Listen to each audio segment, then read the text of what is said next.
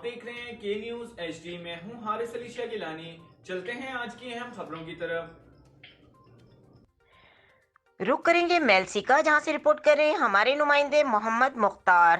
District police officer محمد طارق عزیز کا فرائض میں غفلت برتنے سخت ایکشن، ایس ایچ او صدر میلسی سمیت 3 پولیس اہلکاروں کو پولیس لائن تبدیل کر دیا۔ تفصیلات کے مطابق عوامی شکایات اور فرائض میں غفلت برتنے پر 3 اہلکاروں کو لائن حاضر کر دیا گیا۔ پولیس لائن تبدیل کیے جانے والے میں ایس ایچ او صدر میلسی انسپکٹر عبدالباری گجر، انچارج چوکی جلا جیم سب انسپکٹر محمد قاسم اور اے ایس آئی تھانہ شیخ فاضل محمد ارشد بھی کلوز ٹو لائن۔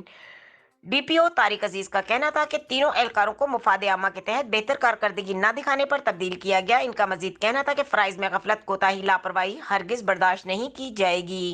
مزید خبروں اور اپڈیٹس کے لیے ہمارے ساتھ رہیے گا، تب تک کے لیے اپنا خیال رکھیے گا۔ اللہ حافظ۔